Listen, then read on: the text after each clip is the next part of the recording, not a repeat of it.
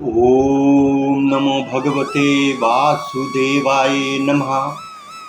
संक्षिप्त महाभारत कथा आदि पर्व के अंतर्गत भाग 28।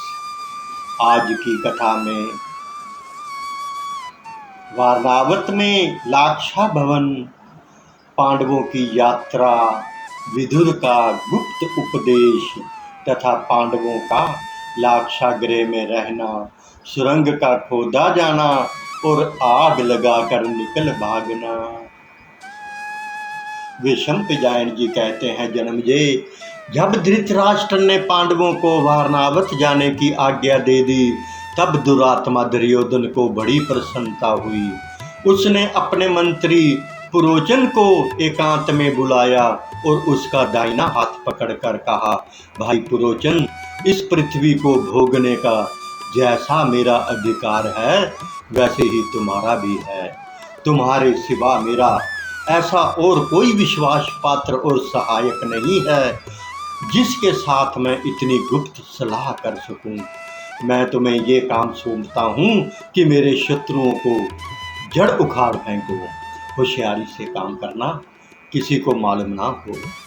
पिताजी के आज्ञा अनुसार पांडव कुछ दिन तक वारणावत रहेंगे। तुम पहले ही वहां चले जाओ। वहां नगर के किनारे पर सन, सरजल रस यानी राल और लकड़ी आदि से ऐसा भवन बनवाओ जो आग से भड़क उठे। उसकी भीतों पर घी, तेल, चर्बी और लाख मिली मिट्टी का लेप करा देना। पांडवों की परीक्षा करने पर भी इस बात का पता ना चले। उसी में कुंती, पांडव और उनके मित्र को रखना। वहां दिव्य आसन, वाहन और शैया सजा देना। फिर वह विश्वास पूर्वक निश्चिंत होकर सो जाएं तो दरवाजे पर आग लगा देना। इस प्रकार जब वे अपने रहने के घर में ही जल जाएंगे तो हमारी निंदा भी ना होगी। पुरोचन ने वैसा करने की प्रतिज्ञा की और एक खच्चर जुती हुई तेज गाड़ी से वहां को चल दिया। वहां जाकर उसने दुर्योधन के आज्ञा अनुसार महल तैयार कराया।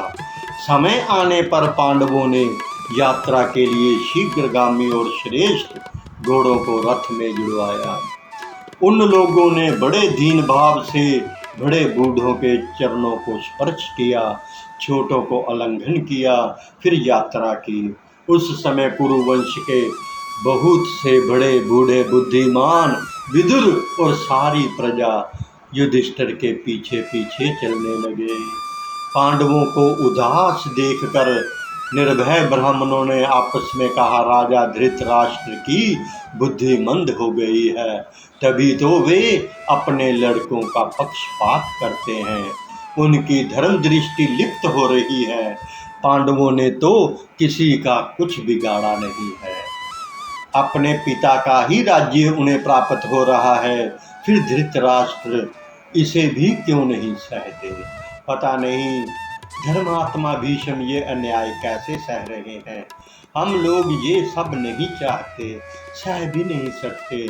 हम सब अब हस्तिनापुर को छोड़कर वहीं चलेंगे जहां राजा युधिष्ठिर रहेंगे।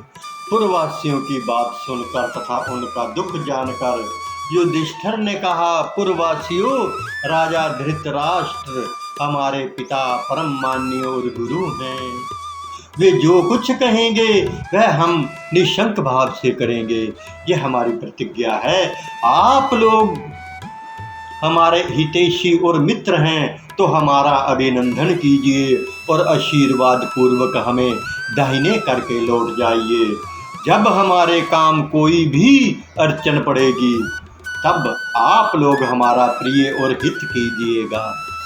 युधिष्ठिर की धर्म संगत बात सुनकर सभी पुरवासी आशीर्वाद देते हुए उनकी प्रदक्षिणा करके नगर को लौट गए। सबके लौट जाने पर अनेक भाषाओं के ज्ञाता विदुर जी ने युधिष्ठिर को सांकेतिक भाषा में कहा, नितज्ञ पुरुष को शत्रु का मनोभाव समझकर उससे अपनी रक्षा करनी चाहिए।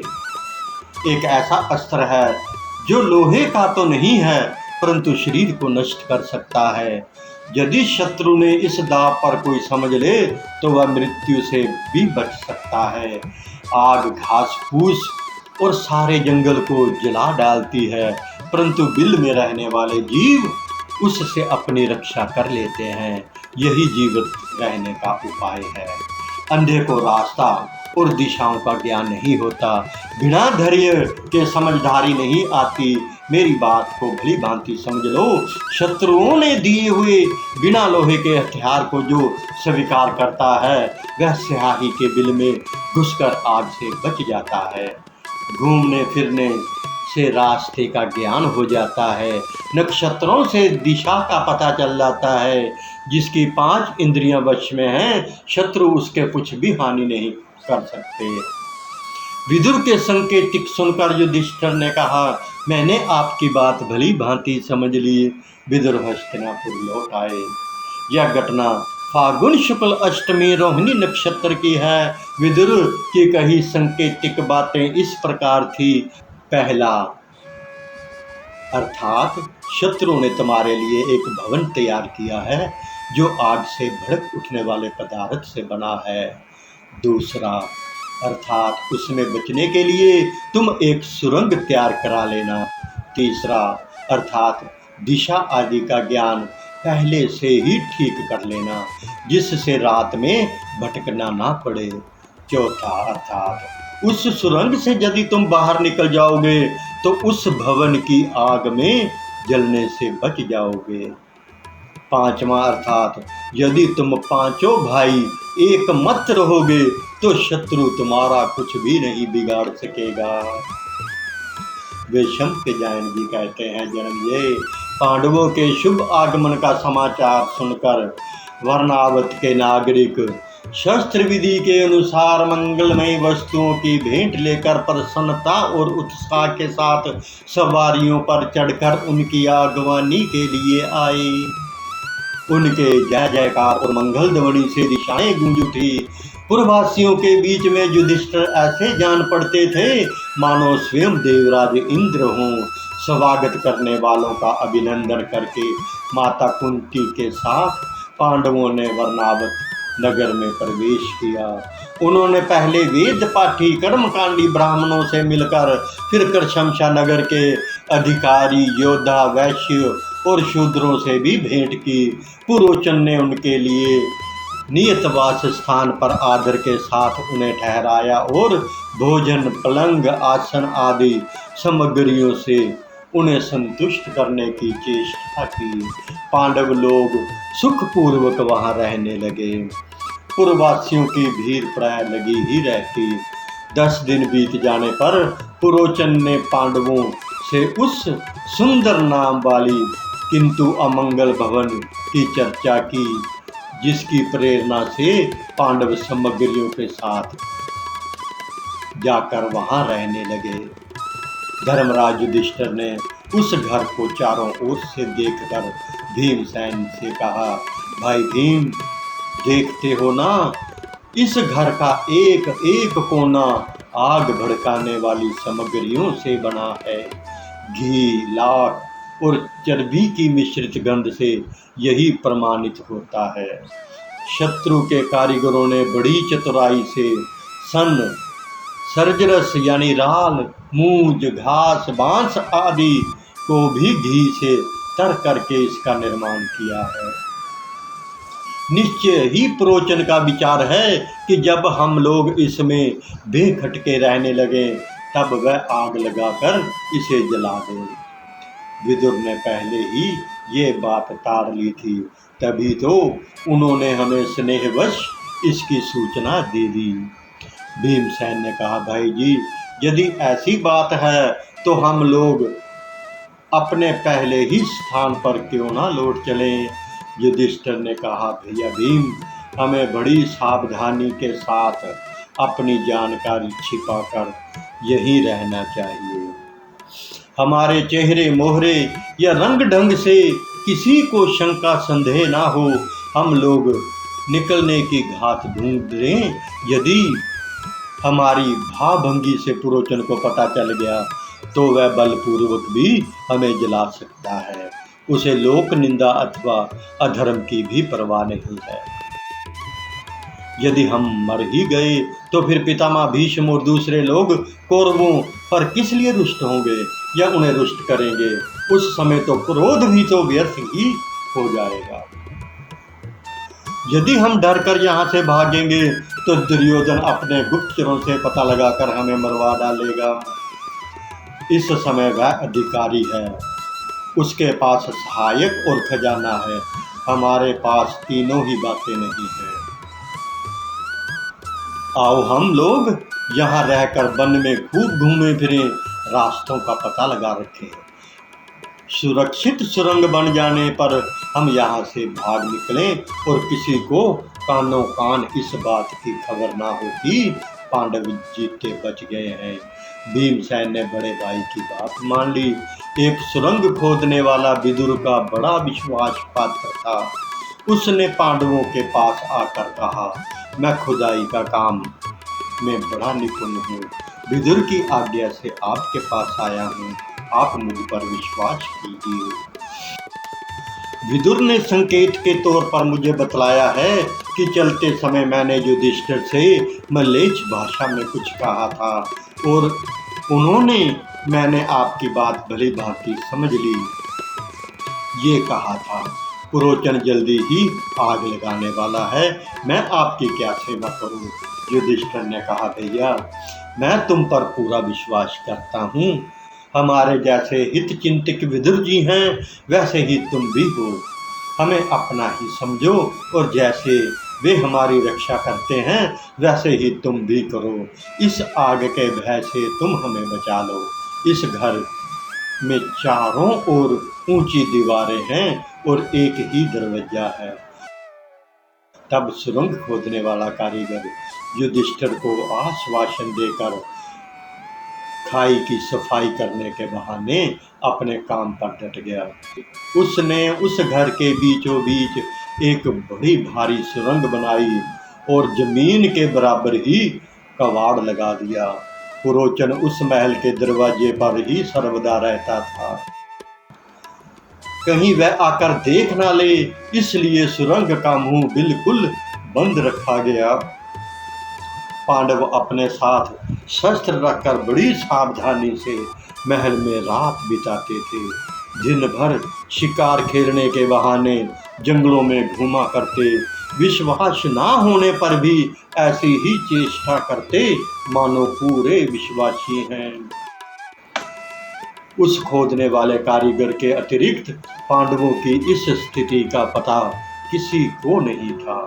पुरोचन ने देखा 1 वर्ष के लगभग हो गया, पांडव इसमें बड़े विश्वास से निशंक रह रहे हैं। उसे बड़ी प्रसन्नता हुई। उसकी प्रसन्नता देखकर युधिष्ठिर ने भाइयों से कहा, पापी पुरोचन समझ रहा है कि ये ठग लिए गए हैं, ये बुलावे में आ गया है, अतः अब यहाँ से निकल चलना चाहिए। शस्त्रागार और पुरोचन को भी जलाकर अलिखित रूप से भाग निकलना चाहिए। एक दिन कुंती ने दान देने के लिए ब्राह्मण भोजन कराया। बहुत सी स्त्रियां भी आई। जब सब खा पी कर चले गए तब संयोगवश एक भील की स्त्री अपने 5 पुत्रों के साथ वहां भोजन मांगने के लिए आई। वे सब शराब पीकर मस्त थे, इसलिए बेहोश होकर लाक्षा भवन में ही सो रहे। सब लोग सो चुके थे। आंधी चल रही थी, भयंकर अंधकार था। भीमसेन उस स्थान पर पहुंचे जहां पुरोचन सो रहा था। भीमसेन ने पहले उस मकान के दरवाजे पर आग लगाई और फिर चारों तरफ आग भभका दी। बात की बात में विकराल लपटें उठने लगी। पांचों भाई अपनी माता के साथ सुरंग में घुस चले। जब आग की असहाय गर्मी और उत्कट उजेला चारों ओर फैल गया और इमारत के चटचटाने तथा गिरने से ढैं ढैं ध्वनि होने लगी, तब पुरवासी जाग कर वहां दौड़े आए। उस घर की भयानक दुर्दशा देखकर सब कहने लगे, दुरात्मा दुर्योधन की प्रेरणा से पुरोचन ने यह जाल रचा होगा, हो ना हो ये उसी की करतूत है। धृतराष्ट्र की इस स्वार्थपरता को धिक्कार है। हाय हाय, उन्होंने सीधे और सच्चे पांडवों को जलवाकर मार डाला। पुरोचन को भी अच्छा फल मिला, वह निंदनीय भी इसी में जलकर राख का ढेर हो गया। इसी तरह वारनावत के नागरिक रोते कल्पाते रात भर उस महल को घेरे रहे। पांडव माता कुंती को साथ लिए सुरंग से बाहर एक वन में निकले। सब चाहते थे कि यहाँ से जल्दी भाग चलें, परंतु नींद और डर के मारे सब लाचार थे। माता कुंती के कारण फुर्ती से चलना असंभव हो रहा था। तब भीमसेन माता को कंधे पर और नकुल सहदेव को गोद में बिठाकर युधिष्ठिर और अर्जुन को दोनों हाथों का सहारा देते जल्दी जल्दी ले चले। उस समय भीमसेन बड़ी तेज गति से चलकर गंगा जी के तट पर पहुंच गए। ओम नमो भगवते वासुदेवाय नमः। एक बार पुनः विनम्र निवेदन है कि संपूर्ण महाभारत की रोचक एवं ज्ञानवर्धक कथाओं का आनंद लेने के लिए हमारे YouTube चैनल कान्हा सेवा के साथ जुड़े तथा कथाओं को शेयर कर अपने मित्रों संबंधियों को भी लाभान्वित करें, पुण्य के भागीदार बने। हरे कृष्ण कृष्ण कृष्ण हरे हरे, हरे राम राम राम हरे हरे। जय श्री कृष्ण।